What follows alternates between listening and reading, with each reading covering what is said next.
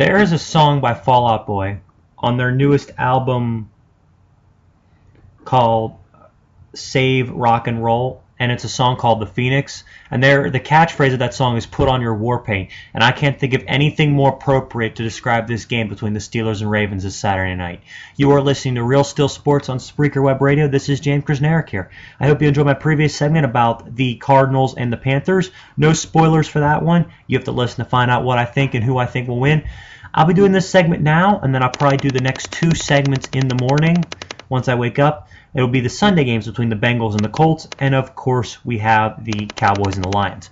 But for this game right here, I love this game, this matchup between two rivals more than any rivals in any sport. Like, you got Federer, Nadal in tennis, or Djokovic, Nadal, or Djokovic and Federer, any of those three. You got Red Sox, Yankees in baseball. You got Penguins, Flyers in hockey. You have all these great rivalries. But in my opinion, no rivalry in all of professional sports right now is as close to what we have with the Steelers and Ravens. You get two teams that are perennial contenders every year. A team in Pittsburgh that has 6 all-time and has won 2 in the past 10 years, 05 and 08. You get a team in Baltimore that's won 2 and has won 1 in 2012. And if you look at both teams this year, rock solid. Very, very good football teams. These are the kind of games that make you want to put on your war paint as a fan. So without wasting any more time, let's get started. The Pittsburgh Steelers come into this game looking forward to a chance to win the season series with the Ravens. They split in the regular season. The Steelers lost the first game in Baltimore 26-6, but they won the rematch in Pittsburgh 43-23. That was the second of Ben Roethlisberger's 6 touchdown passing games. Looking at this game from a standpoint of personnel, I think the Steelers have an edge here. What I'd also like to point out is, let's just start off with the Ravens offense. They're a very, very underrated offense, I think. Joe Flacco's had a surprisingly good year. It's not one that you're going to hear about with Pro Bowls and whatnot, but he respectably threw 27 touchdowns, 12 interceptions, and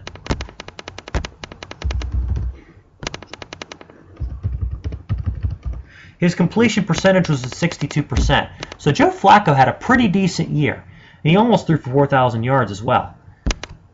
If you look at the way he played in the last few games of the regular season, he picked it up. The game against the Browns, he was struggling in the fourth quarter, and he picked that up and ended up leading to 2 touchdowns to win the game. As for the rest of the Ravens, they've got Steve Smith, who they acquired from Carolina this year, who's been in the league since 2001, who's been a great addition to their receiving corps. Justin Forsett's been a very, very nice addition at running back with the whole Ray Rice scenario going on. The way that it looks right now, the Ravens bring in the 8th best scoring offense in the NFL. They bring in the 13th best passing offense and the 8th best rushing offense. So they're very balanced, and they're able to attack you in a multitude of ways.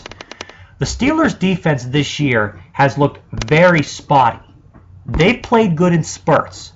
They average 23 points per game allowed, which is 18th in the NFL. They're 27th against the pass. They're 6th against the run. So they've been very, very good at stopping the run this year. Very underrated. But their passing defense has caused them a lot of problems. Now, if you look at the way that they've played this year, the last few games, they gave up 21 points to the Bengals, which, respectable in Cincinnati, considering the fact that they blew them out 25-0 to end the game. They gave up 20 points in Atlanta to a team with one of the best offenses in the league, 12 points at home against the Chiefs and not a touchdown, and then they defeated the Bengals 27-17 to win the division. So they have played very well on defense these last few games. It's coincided with James Harrison coming back and Sean Spence coming of age, the linebacker from Miami who's missed his first 2 seasons in the NFL with a knee injury. Looking at the way that this is shaping up, the Steelers' offense should be able to move the football. Actually, their defense should be able to hold Baltimore down in a way in this game, because Baltimore's offense has looked spotty at times too. They've had games where they have looked absolutely brilliant. Like you look at this season. They put up 38 against Carolina, 48 against Tampa, 29 against Atlanta, and even 34 at New Orleans against the Saints and 33 at home against the Chargers. But if you look at the other games this year, they put up 16 points on Cincinnati in the season opener. They managed to scrape together 23 points somehow in Pittsburgh, 13 points in Houston, and only 20 at home against the listless Browns. So Baltimore's offense has been spotty this year. But the one bright spot has been Justin Forsett, who has come in and filled in admirably in the place of Ray Rice. He's got 1,266 yards and 8 touchdowns rushing this year on 235 carries. Very respectable yards per carry average. But what makes Baltimore's offense good is the fact that it's balanced. They're not so much better running as they are throwing. They kind of offset each other. And if you look at the games this year where they've been balanced, first game against the Steelers, they had 9 more yards passing than rushing. They blew them out by 20 points.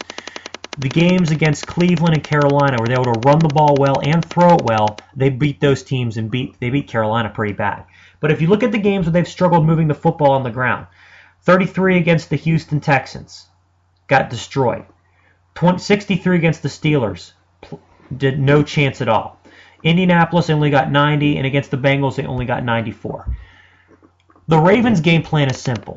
Run the ball, mix in the pass, keep it balanced, don't make Flacco throw it 50 times a game. When they have done that, stuck to that formula, Joe Flacco has had a very, very high success rate. And if you look at this year, if you look at the 5 games, the 6 games where he attempted his most passes, you look at the games against Cincinnati, both of them against Cincinnati, the game against Cleveland, the game against the Colts, Steelers, and Texans. He attempted at least 34 passes in those games and 50 against Houston and 62 against Cincinnati. The only game they won was Cleveland, and that was the season finale. So all those other games they lost. If you look at the games where he's throwing 33 passes or less, they only lost to San Diego, and that was by a point. So in reality, they're pretty much undefeated when Joe Flacco does not have to throw the football an awful lot, because it means they're moving the ball on the ground. So the Ravens offense is going to have some success against the Steelers. It's going to be tough for Pittsburgh to key on both aspects. Harrison being back, though, is huge. Ryan Shazier mixing in, that's huge, too. Lawrence Timmons has played well, gotten his first Pro Bowl nod after being snubbed for too long, I think. The Steelers' defense should be able to hold the Ravens mostly in check. Now let's flip over to the other side. The Steelers are bringing in the number 2 passing offense in the game, 301 yards per game. These are un-Steeler-like numbers. 109 yards rushing, which is respectable 16th in the league, and they're the 6th best offense at 436 points scored this season, which is a Steelers franchise record. As for the Ravens, they are giving up 302 points this season, which is 9th in the league. They are 24th against the pass and 4th against the run. Now, the one thing in this game that's going to determine everything is Le'Veon Bell. Will or will he not play with his hyperextended knee he suffered in the season finale against the Bengals? I don't think he should play. I think that he should sit this one out. The signing of Ben Tate and the promotion of Josh Harris, I believe, should be enough to at least keep the Ravens honest to the point the Steelers will be committed to running the football, because they're not Le'Veon Bell. They're never going to be Le'Veon Bell. But they can still grind it inside. Even though they had a couple of holding penalties in the game against the Bengals, the Steelers got some nice runs out of Josh Harris. So the Ravens are going to have to respect that a little bit. Do I believe the LeGarrette Blount thing should have happened? Yeah, I still think they should have cut LeGarrette Blount, but at the same time, that's kind of irrelevant at this point. The point is this. The way it's shaping up right now, if the Steelers are going to win this game, Ben Roethlisberger has to have another great performance. And the thing about this Steeler game, in comparison to the last time the Steelers played the Ravens, because let's put it this way. The last time the Steelers played the Ravens was exactly 2 months ago on November 2nd. Steelers blew them out by 20. In that game, if you look at the statistics from that game,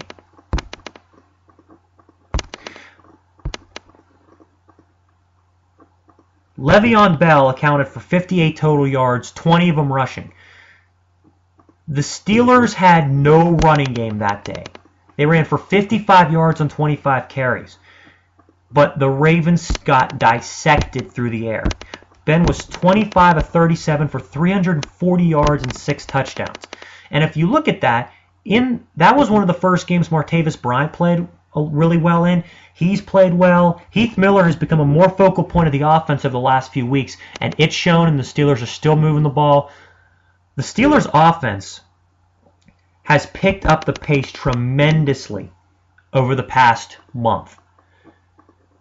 And if you look at the way that they've been playing, even games where they haven't played well, they're putting up 25 points. Like, I didn't think they particularly played well in offense against the Bengals, and guess what? They still put up 20 points offensively. 27 if you count the punt return by Brown, but still. Now, the Ravens bring a defense into this game that is a standard Baltimore Ravens defense. Heavy pressure on the quarterback, stop the run, beat us through the air. The kind of defense that they played into the Steelers' hands because Ben got the ball out quick enough to his receivers and allowed them to make plays. And that's why we beat them so badly last time. Do I believe we're going to get a repeat performance? I don't think so. But I tell you what I can assure you of, the Steelers are going to try to beat them through the air again. And if you look at the game between the Ravens and the Steelers, look at the Ravens' injury logs right now. You look at the guys who are there are some guys that are questionable. They're going to be a huge factor in this game against the Steelers. Haloti Ngata, the all-pro nose tackle, he comes back after his 4-game suspension for substance abuse. So that's going to be huge, and that's going to be a real factor. But the thing was, he played the first game against the Steelers, and we still put up 43. The Steelers' offense is going to get their licks. They're going to get their chances to move the football. But the guys that are going to have to play well are Ben Roethlisberger and Antonio Brown. They are going to have a really good game. If you look at the last time the two teams played each other, and if you look at how that went, Antonio Brown had 11 catches for 144 yards and a touchdown. AB is going to have another great performance. And he's historically played very well against the Ravens. He has. He's had some big games against them in the past. He's a little shifty wide receiver that the Ravens secondary is going to struggle to keep up with. Kind of like a Santonio Holmes, who always did well against the Ravens. Holmes was a Raven killer, and Antonio Brown has proven to be what Santonio Holmes was, but taken to the next level. That's going to be a tough matchup for Baltimore, and I want to see how they do it because they had him isolated one-on-one with a safety over the top a lot in the last game, and they still got burned because Brown doesn't need to go deep. He just needs to get 2 or 3 yards of separation and make that catch. Ultimately, when I think about this game, though, it's the rubber match between the Steelers and the Ravens. You look at the last 2 years. Look at the last 5 meetings between these two teams. The Steelers are scoring 22 points a game. The Ravens are scoring 21 points per game. 5 games, that's about as even as you can get. And if you look at the 2 prior to that, the 2012 game, the first one, still only lost by 3 points. And if you look at the game before that, the second game of the 2011 series, the Ravens only won by 3 points. So if you look at it, the Steelers are 4-3 against the Ravens. No, 3-4 against the Ravens over their last 7, and the games have been so close, and the point differentials have been extremely close. But with this game, regardless of whether Bell plays or not, I'm picking the Steelers. And there's a reason why I'm picking the Steelers, because you can comment all night long about how big an impact Le'Veon Bell's going to have. You can talk about Ben throwing the ball for 6 touchdowns last time. You can talk about Flacco, and you can talk about that whole offense. The bottom line is this. The Steelers have played better defense against better quarterbacks. Like, I would not put Joe Flacco that far above Alex Smith, above Andy Dalton, or above Matt Ryan. And the Steelers have had a pretty good job the last few games of shutting those guys down. Hell, the Ravens at home barely put together 20 points on the Browns. The Steelers' defense is about as good as Cleveland's. I'm looking for us to hold them down at least a little bit. The fact that they're still coming into Pittsburgh is something that still worries me because we beat them in Pittsburgh the last time. How are they going to react? But the way that I think about this game and the way that I've analyzed it, I think that Baltimore's 24th ranked pass defense is going to be a huge problem for them. Now let's put it this way. They may be good in terms of secondary. They may have some good players.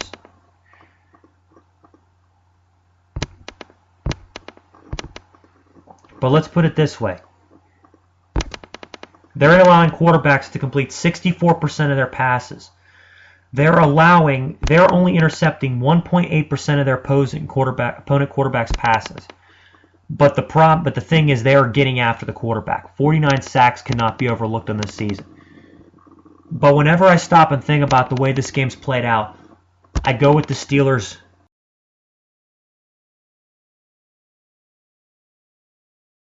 (30-23). I think it's going to be a close one. I think 30-23 is a good. Actually, no, 31-24 is a good score because I think Baltimore's going to get some point totals, but I believe the Steelers are going to get more. Anyways, I will be talking about the games between the Bengals, Colts, and the Cowboys and the Lions tomorrow during the day. Please be sure to stay tuned to that. Above all, take care and have a good one, everybody.